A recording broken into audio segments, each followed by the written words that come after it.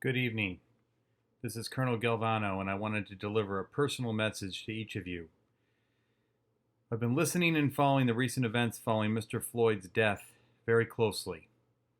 Despite COVID-19, this is an equally, if not more important problem that we need to face front on. I want to share my thoughts with you in an effort to continue important conversations and to join you in fighting racism, police brutality, and injustice against the African American community.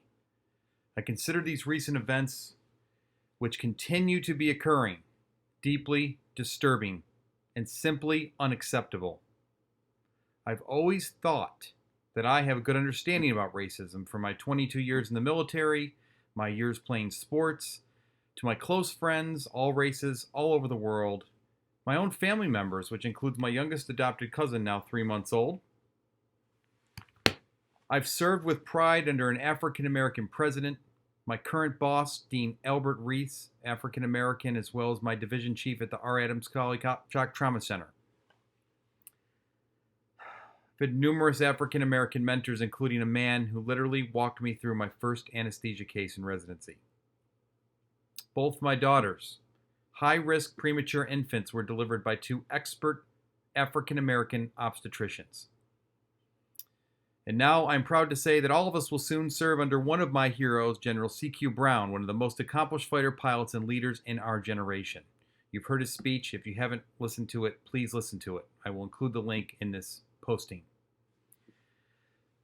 It's really hard for me to comprehend why we continue to have unjustified murders and injustices in our country. We all have a way to go with this. I say we to include me because it starts with me, followed by every member in our squadron, our wing, and our Air Force, because we need to work on implementing actual changes so that systematic racism is abolished. In our squadron, when we meet again in person, I want to dedicate some time to have dialogue about this and to hear your thoughts about how we can move forward. I think one of the most important ways to do this is to hear stories about experiences, both good and bad. And this often involves very difficult conversations. But I want to think about actionable things we can do to address these issues. There's books, there's all kinds of videos, but I think our conversations in our squadron are where this really begins. And so I want to open up that dialogue and do that as soon as we can. And if we can't do it in person, we're going to have to do it in this age via video or teleconference, but it's important and we must be engaged. I told you all that one of the greatest strengths of our squadron is our diversity, and I stand by that. It is. You've seen this book. I've recommended it. I encourage you to read it. I believe in it. Diversity is a key enabler to excellence. I want to let you all know that I support any member's desire to engage in nationwide protests.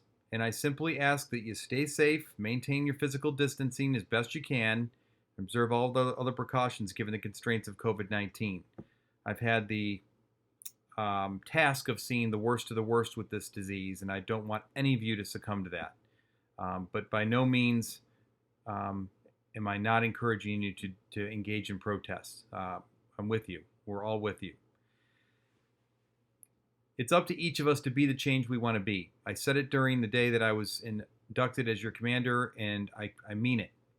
It starts with me, though, but I need your help, and I cherish the opportunity to join you on this journey. We can and must do better.